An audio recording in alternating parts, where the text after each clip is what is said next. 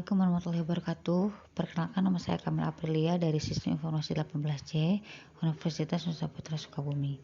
Di sini saya akan menerangkan tentang review jurnal Sistem Pendukung Keputusan pada Rekomendasi Pasangan Hidup dengan Simple Addictive Weighting atau SAW. Pasangan hidup adalah salah satu anugerah yang menghadirkan seseorang untuk menyempurnakan hidupnya. Di dalam Islam, setiap umatnya diciptakan pasang-pasangan, namun cara untuk menemukan pasangan tentunya berbeda-beda. Pada penelitian ini akan dikembangkan sebuah sistem informasi yang berjenis sistem pendukung keputusan, khususnya untuk rekomendasi pada kriteria pasangan hidup yang menggunakan metode Simple Addictive Weighting atau SAW. Sistem ini memiliki kegunaan yang efektif dan cocok digunakan untuk para pekerja yang memiliki banyak kegiatan dan susah meluangkan waktu untuk berinteraksi dengan lawan jenisnya secara intens. Nah, ada 4 tahap. Yang pertama ada tahapan penelitian, yang kedua ada jenis data yang digunakan, yang ketiga ada perancangan, dan yang keempat ada hasil dan pembahasan. Untuk tahapan penelitian terbagi menjadi beberapa bagian. Yang pertama ada identifikasi masalah, yang kedua ada penelusuran pustaka, yang ketiga ada pengumpulan data yang terdiri dari studi pustaka, wawancara, observasi.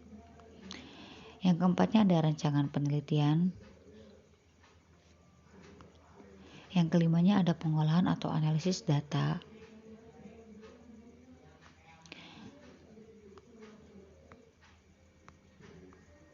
Dan yang keenamnya ada menyimpulkan hasil.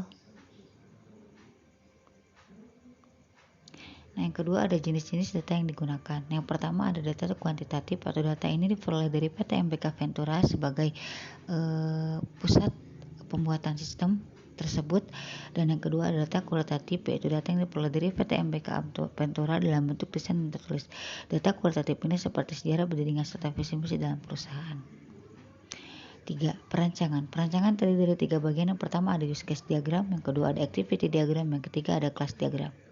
Untuk use case diagram sendiri terdiri dari 2 administrator. Yang pertama ada admin, 2 pengguna sistem. Admin memiliki hak untuk melakukan login, kemudian memberikan atau menampilkan nama calon pasangan sebagai rekomendasi, kemudian logout. Sedangkan pengguna memiliki hak untuk login dan CCP melihat rekomendasi pasangan. Lalu yang kedua ada activity diagram yang bisa kalian lihat di gambar di samping. Lalu yang ketiganya ada class diagram yang bisa dilihat di gambar di samping juga. Nah, hasil dan pembahasan. Hasilnya menggunakan metode SAW. Yang pertama ada bobot kriteria terdapat pada tabel 1.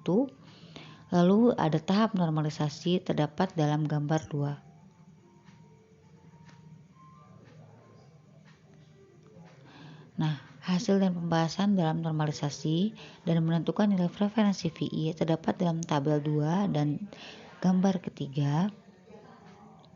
Lalu yang keempatnya ada penentuan ranking terdapat dalam tabel 3 ranking alternatif dan tabel 4 hasil rankingnya. Nah, B. Implementasi sistem. Implementasi sistem terdiri dari beberapa bagian. Yang pertama ada halaman login yang terdapat pada gambar di samping. Lalu yang kedua ada halaman registrasi. Yang ketiga ada halaman profil pengguna. Yang keempat ada halaman matriks. Yang kelima ada halaman rekomendasi.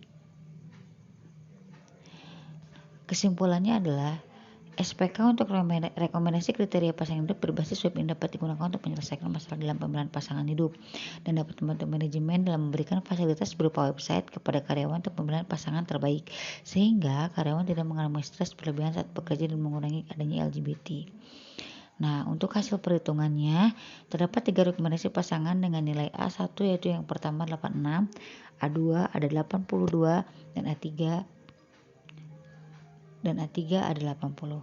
Metode SAW ini sangat cocok dan mudah untuk digunakan dalam perhitungan sehingga dapat menghasilkan nilai terbaik dari yang terbaik untuk menentukan calon pasangan hidup sesuai dengan kriteria.